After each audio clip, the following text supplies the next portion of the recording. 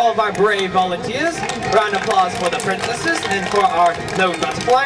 Now for that goblin over there. Now since he's wicked, if he's doing something particularly wicked, we should all give him a great big boo. Can I hear a boo? That goblin means you're just doing a good job at being wicked. So keep doing what you're doing. Now our story begins with the freest of all folk, and that is that lone butterfly. And as I mentioned before, the animals love to dig for treasure. So the lone butterfly came to this in the lonely mountain and began digging for treasure. And since she was just a small butterfly, it was very hard to dig for treasure, for her wings were very fragile. And she had been digging for almost 3 days, and boy was she getting tired. Why, she even decided to take her sword and see if that could be used as a shovel. But sadly, it was not working very well. But she decided she'd try for just 1 more hour. And first, 15 minutes passed, and there was still no treasure to be found. 30 minutes, 45 minutes, still nothing. But then at 59 minutes and 59 seconds, she decided to take 1 more swipe at the ground. And she looked down at the ground and saw there was the most treasure she'd ever seen before her in her entire life. So she decided to start picking up that treasure and putting it into her pockets. Now when her pockets were nice and full, she decided she would bring the treasure to the beautiful princesses of Rivendell. So she decided to take a fly through the swamp. And she thought she knew the path, but for some reason, she had gone lost this time. Now I know we've all gone lost before, but has anyone ever gotten lost in a swamp full of toe-biting frogs? No? Well, sadly that's what happened to this butterfly here, and she began jumping up and down and flapping her wings. She did not want to get her toes bitten by these frogs. But she had been digging for treasure for so long that she started to grow very tired from all this hopping up and down. And there was even a princess who was there hopping down too, who I guess got lost in the forest as well. She decided that she would take a rest. And she yawned and stretched. And she decided to take a nap. Now she did not know that out in the swamp from Mordor was the lone goblin. The goblin stepped out of Mordor. He took a few steps. He lifted his nose in the air, sniffed, and bellowed, "I smell treasure! I smell treasure!" Ooh, very wicked. Let's give him a boo for that. And he saw that lone butterfly there with her pockets full of treasure. He stepped and stepped, and he stepped on a twig. The twig snapped, and he woke the butterfly. And the butterfly was so scared that she flew away in fear, leaving all the treasure to fall right out of her pockets. Now, the goblin had found what he was looking for. He picked up all the treasure, stuffed it in his pockets, and gave a howl of wicked laughter.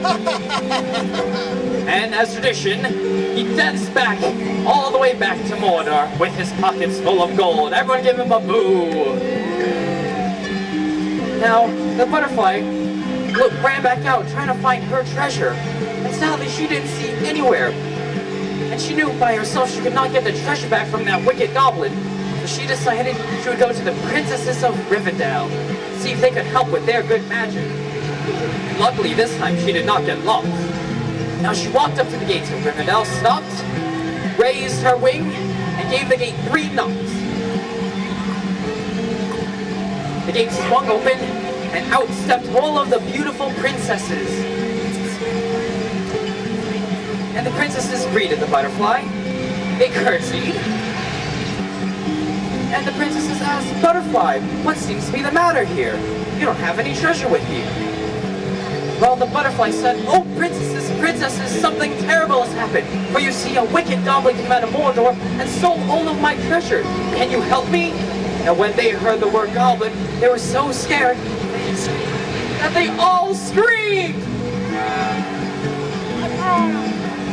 Oh, very good. Let's give them a round of applause, everyone. Yay. So the butterfly said, "Could you please help me, princesses?" Now the princesses scratched their heads, and they decided to gather in a circle. Now they began to whisper.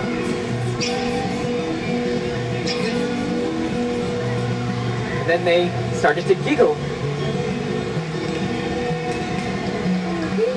Then they laughed right out loud.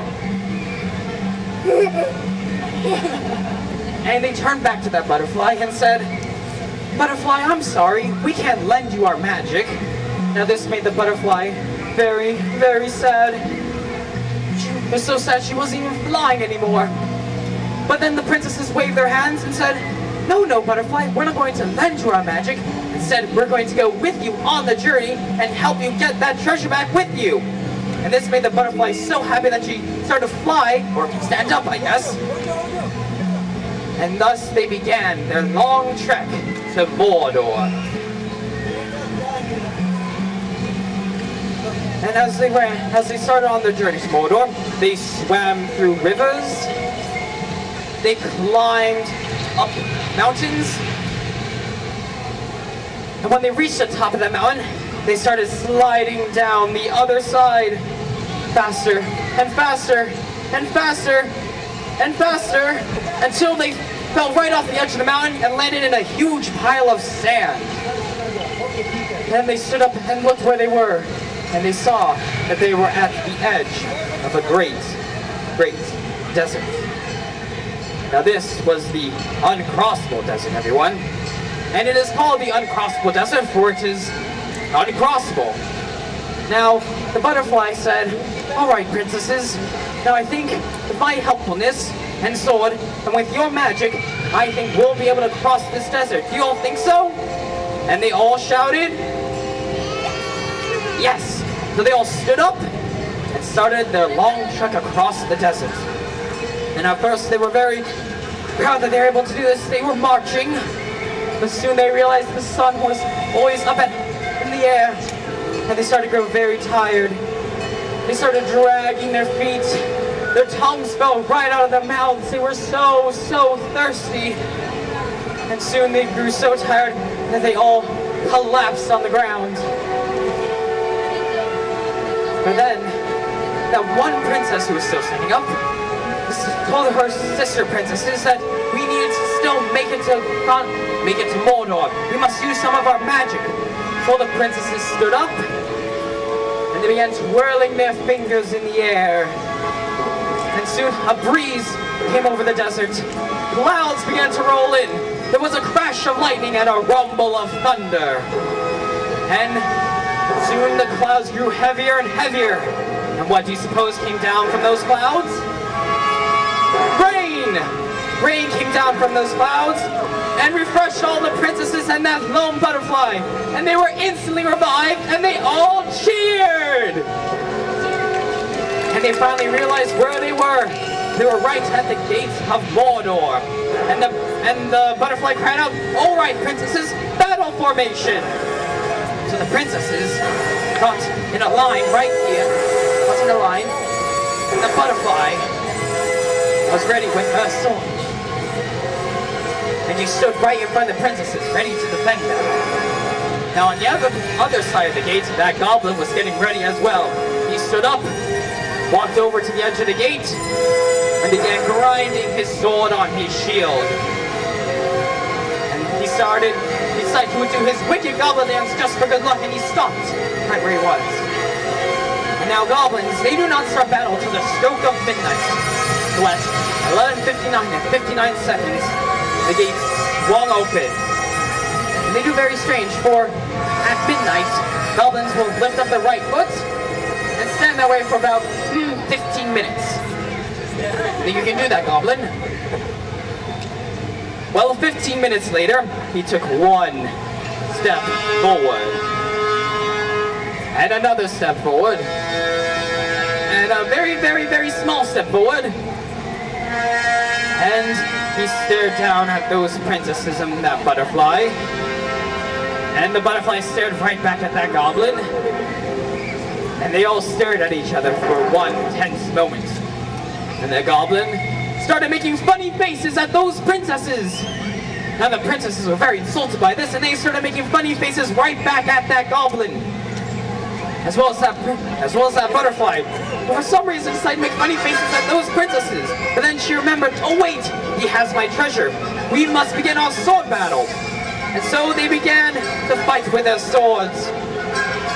Now this was a very, very intense battle, and those princesses knew the butterfly could not do it just on her own, so they started to twirl their fingers at that butterfly, using their magic to give her strength.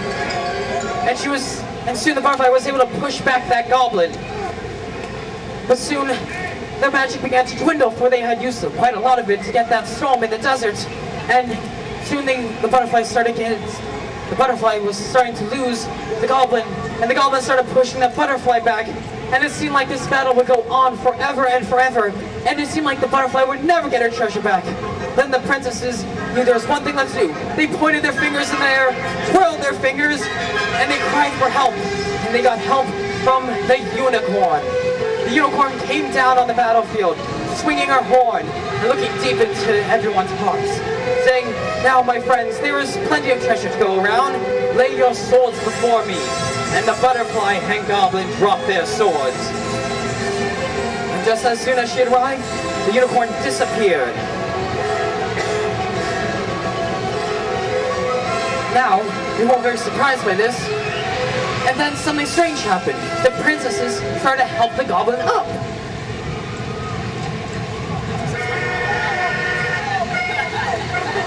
And the princesses, well, at first it was a goblin. He was very scary, but they started to help him up, and they apologized for using their magic against him, but then the butterfly raised her hand and said, wait, everyone, do you forget why we came here in the first place? That goblin stole my treasure, and that was not very nice of him. Well, the goblin ran back into Mordor, picked up his treasure and stuffed it in his pockets, ran back, and handed treasure out back to the butterfly. And he looked at the princesses and said, "Oh, princesses, I'm so sorry. Could you ever forgive me for being so wicked?" Now the princesses all scratched their head, and they decided what they should do. They turned to the goblin and said, "Goblin, now what you did was not very nice. We'll forgive you on one condition. You must teach us your funny goblin war dance." And the goblin began kicking his legs out and spinning around in circles, and all the princesses started copying him. And down from the sky came the last gift of the unicorn, music. Everyone was so happy and the butterfly joined as well. They were so happy that they danced this way for 3 whole weeks. So keep dancing, everyone. We have 3 more weeks to go. 1 week passed, then 2 weeks. And when those 3 weeks passed, everyone came to the center of the carpet, lifted their hands up, and gave one last great big cheer. And finally, they did the strangest thing of all, where they turned to face their audience and took a great big bow to thunderous applause.